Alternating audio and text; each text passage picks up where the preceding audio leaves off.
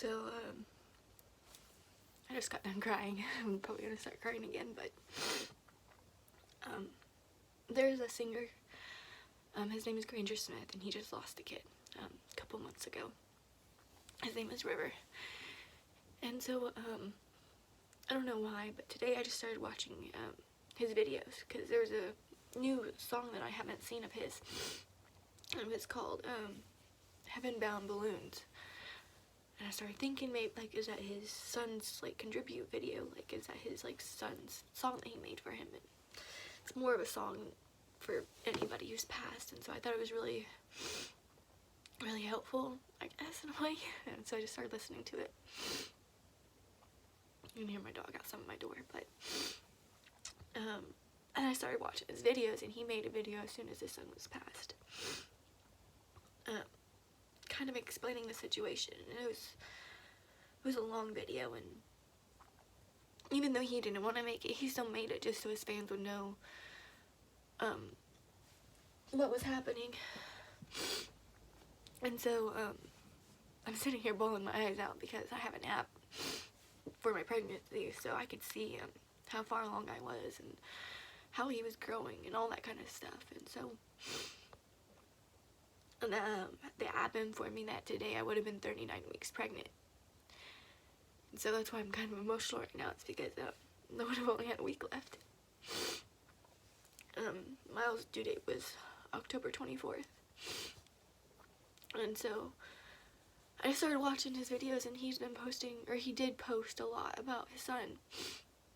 And it's just so other people could kind of, I guess, relate or understand the situation, or so he could help people, anything along those lines. And so I was sitting here thinking, even though I'm emotional right now and I really don't want to do videos, and I really don't look the best right now, and I haven't really tried to get out of bed, but making videos is probably something that I should be doing to help you guys out, or give you guys information about my son, because he was here, and he did exist, and he doesn't deserve to be just pushed away. My own thoughts, he deserves to be known.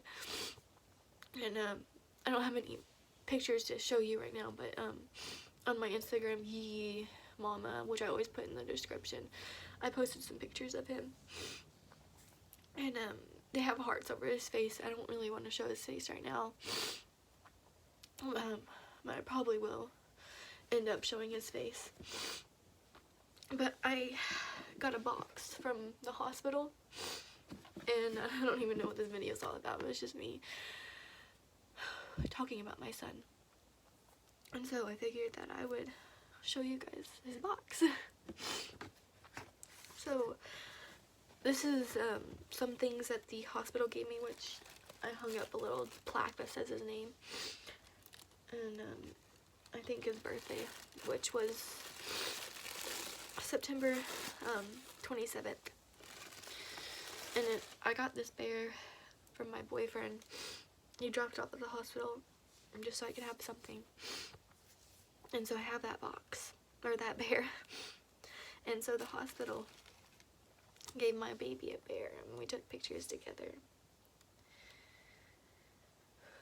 Sorry, I'm gonna get really emotional during this video, and I really apologize. But yeah, I had my baby at Integris, and the staff was just so good to me. They helped me out so much, and I really appreciate them.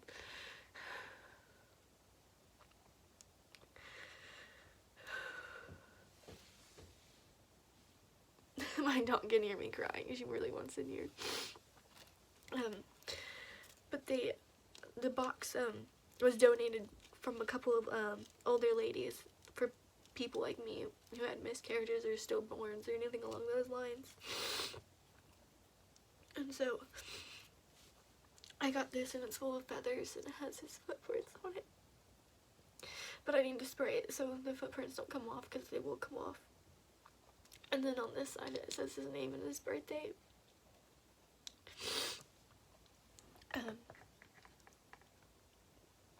We're not sure what happened to Myles. The situation is which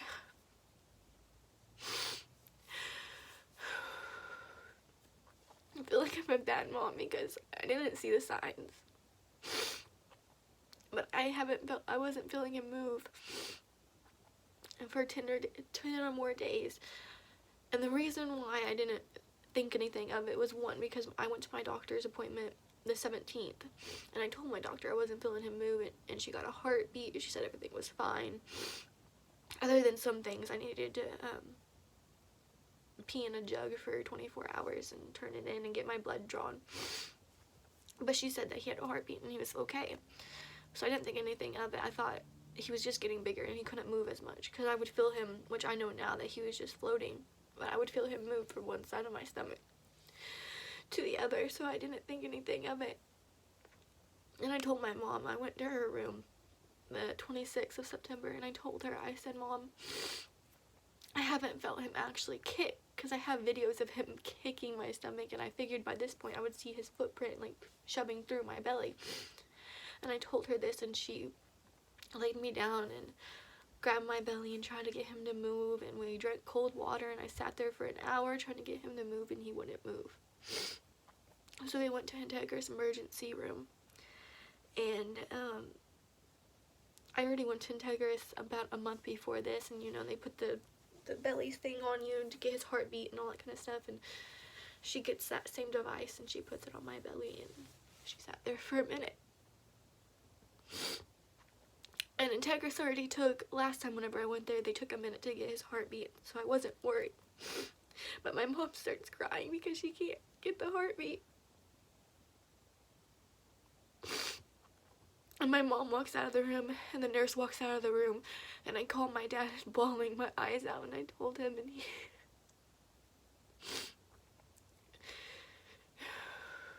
he sounded disappointed in me, but I know he wasn't. I know that he was just didn't know how to react.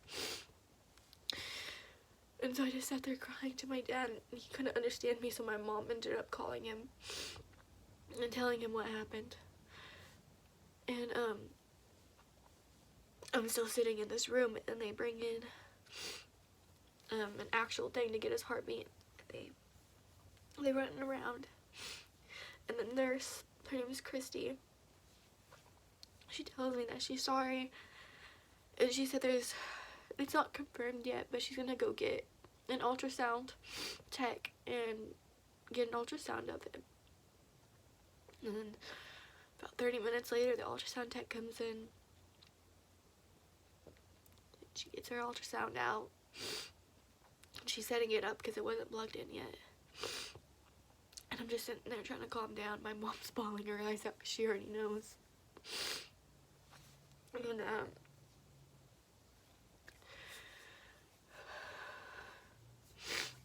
she starts doing the ultrasound, and Christy was in there.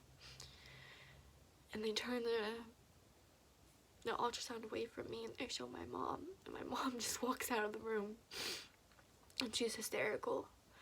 And Christy comes over to me, and I can't remember exactly, but I'm pretty sure she grabs my hand, and she just tells me she's sorry.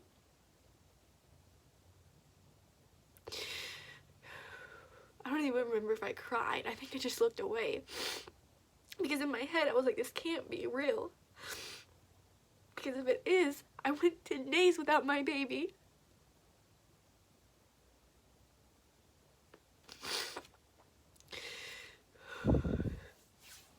And so, after that, they get me a delivery room. And my dad comes, and my Aunt Fall comes, my Aunt Dessa comes, my grandma comes, and my sister's there. And they're all there for me. And they put me on IV. And I actually had this bracelet on for a week after I left the hospital. Yeah, I got there the 26th. And I kept this on for about a week, and I just kept looking down at it, wondering why I wasn't taking it off. But since Myles wasn't alive, they could give me any kind of pain meds I wanted. And I can't remember what the med was, but they kept putting a med in my IV, and it made me loopy. So I told my family I wanted my hospital experience to be as if he was alive. So I wanted everyone to be happy, and we were all goofing around and laughing and listening to trap music and just trying to not really ignore the fact, but put it aside us that he wasn't there. And they kept giving me medicine so I could dilate. They could induce me, and I wasn't dilating. I was just 1 centimeter the whole entire time. So they put a thing inside me that was a balloon, and the balloon was going to dilate me to a 4, and then after that my body would recognize that I needed to start dilating. And I remember telling him I did not want to do the epidural. I was so against it, and I was very emotional. I was cussing everybody out every time they mentioned the epidural. But the balloon put me in so much pain that I was screaming, and it wasn't the fact that I was in much pain, because I would compare it to cramps. And so it wasn't the fact that I was in much pain, it was just the fact that it was all of a sudden. It was just like bam, instead of being slowly easing on into it. So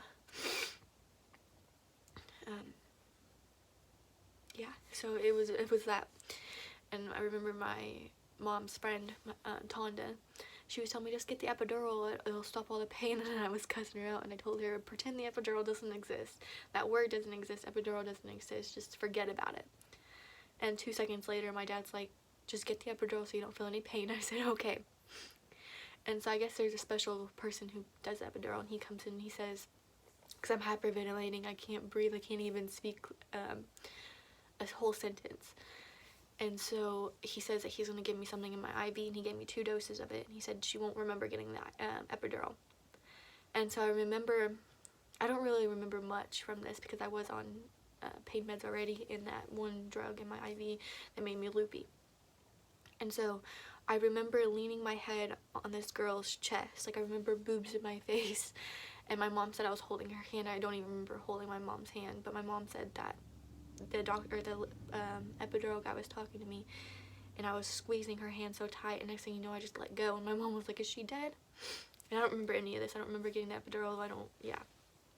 But yeah, the guy gave me my epidural, and then I'm laying there for a while, and I don't even know how long a while is, because I passed out from that one drug that they gave me.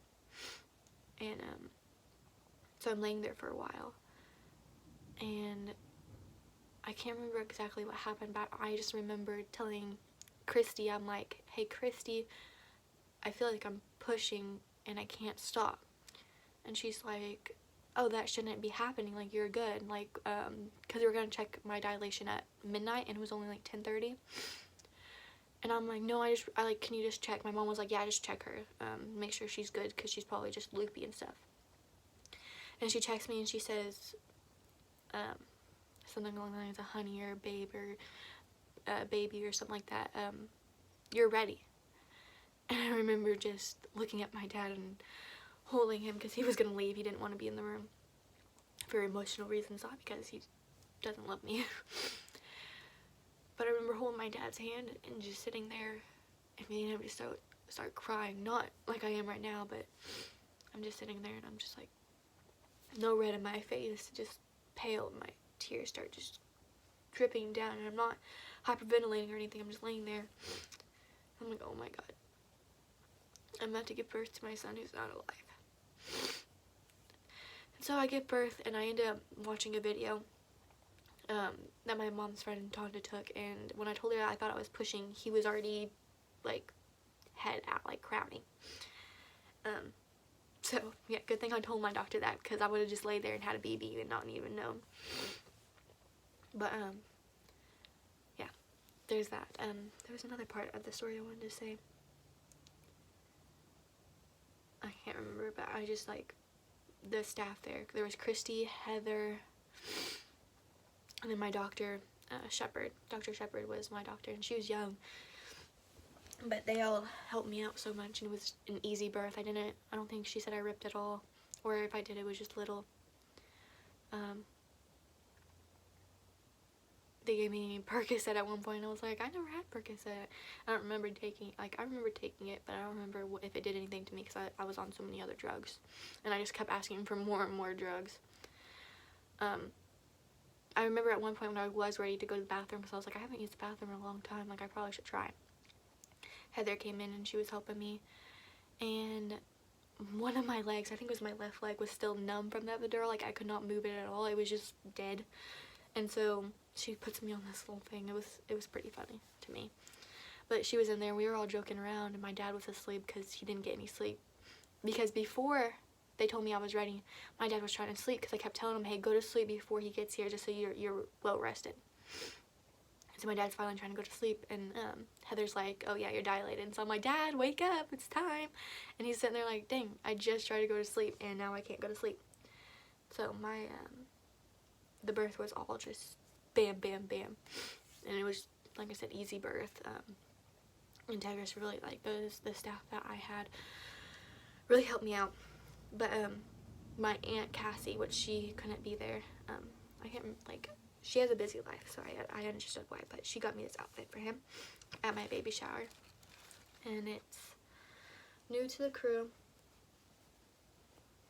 That's where that little stain is where his umbilical cord was. It smells like him. But yeah. So we have new to the crew shirt, which he wore. These little pants, which I don't really want to unfold it, but this is the design of the pants. And this all swallowed him. He was only 4 pounds and 11 ounces. These little socks, which are kind of yellow from his skin. I think my Aunt Cassie also got me these socks. And then this little hat. And he wore that. He actually wore another hat at first, and it was a gray one. But I sent him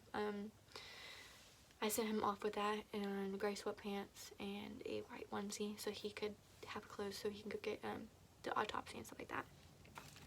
And they had this in the room. He never wore this, but I just thought it was super cute, and so I took it. It was in the room, so I was like, oh well. But in this box, they the ladies who made the box, they put this in there, and it's just a little ornament which goes with that ornament. And I also have another ornament, but I'm just hanging it in my room. It just says his name and stuff, and chalk, or like chalkboard, but it's not chalk, it's paint. And then this is a card that the ladies put in here, and then it has his footprint and then all their names, which, okay, there's no last names, so there's that. It's a cute little card. And since this is white, I'm going to use this as a background, but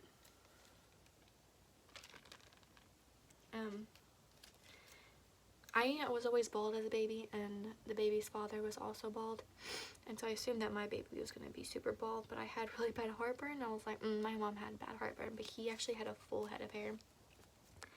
So here's his hair, and he had curly, like, this looks straight, but he had curly hair, and it was like red, fire red. It was so beautiful. My baby, I was expecting him to be ugly, if I'm being honest, which I'm still gonna love my baby, but he came out beautiful. He had his daddy's nose. I believe he had my lips, his daddy's eyes, and just like chunky cheeks. It was so beautiful. But they got his handprints for me, which I might get this one tattooed on me. I don't know, because I was gonna get his feet, but that hand just looks so cute. His feet, and he had a blister. That's why his heel is dark. And then they had one more footprint, which, since he was a stillborn, it was kind of hard to get his feet, but still beautiful. And then that's it on this.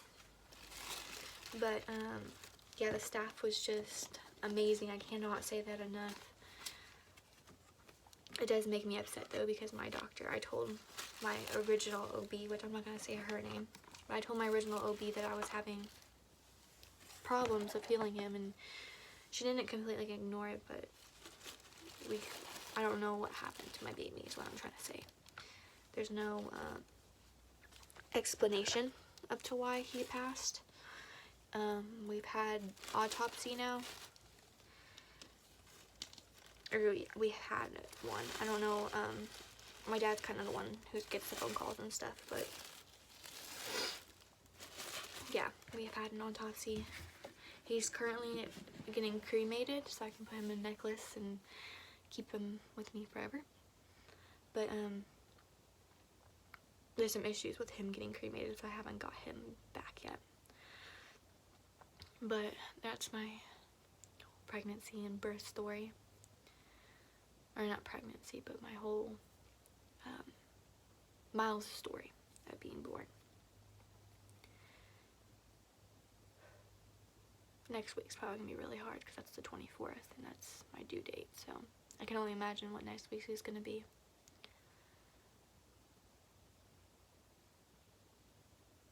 Only thing I keep thinking in my head is I could be 20 or 39 weeks. And now I just want another kid, but it's like the reason why I was having that kid is because I loved his father so much, and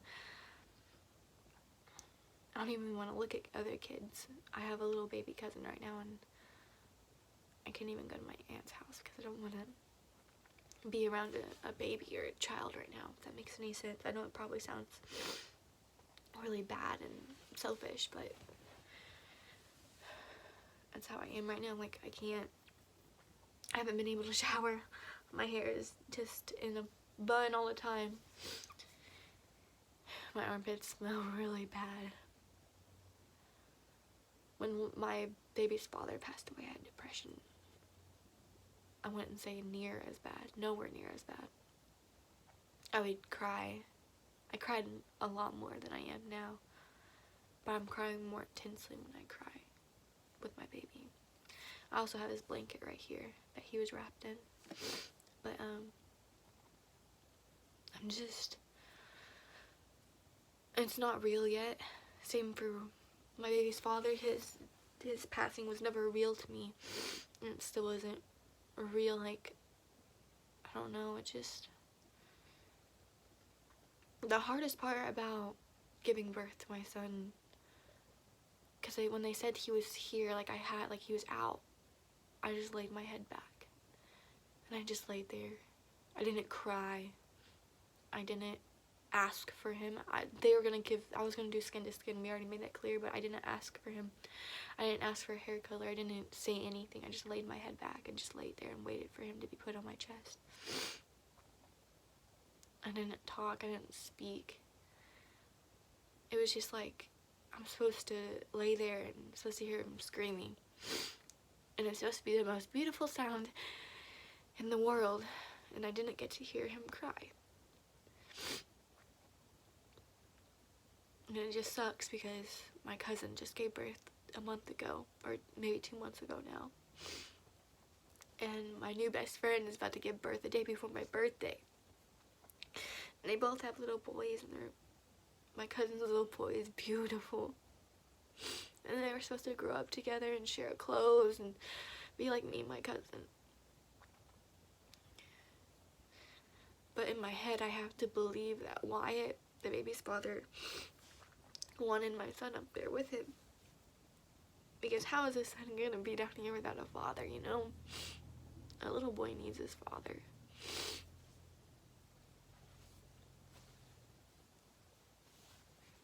And, sorry, I'm snotting and all this kind of other stuff, but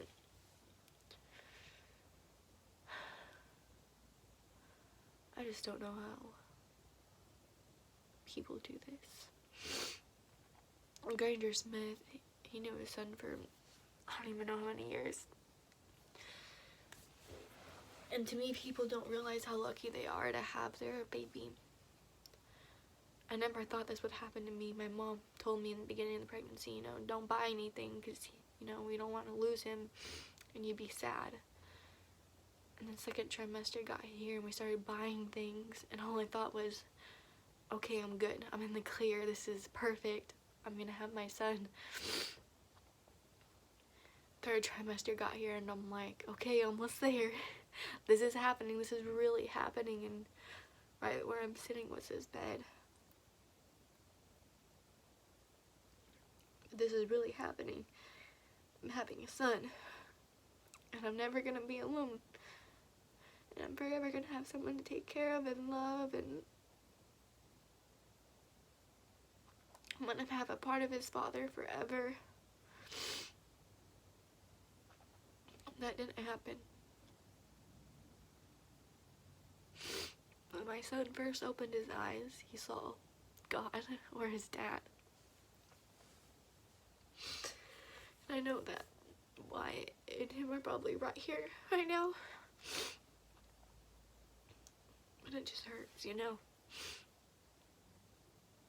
I've seen stillborn videos on YouTube.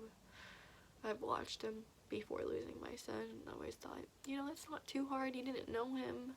Yeah, it hurts, but you'll be okay. And I wasn't being ignorant or anything like that. I was just thinking, you know, at least you didn't know your son. At least this and at least that. And it'll all be okay. You'll have another son. You'll have another baby. But this pain is something I can't explain. And I can't explain to anybody how this feels. Because I almost had this. And when I talk about him, it's like, I don't even know how to explain it, you know? I don't even know if I'm going to post this video. But I probably should, so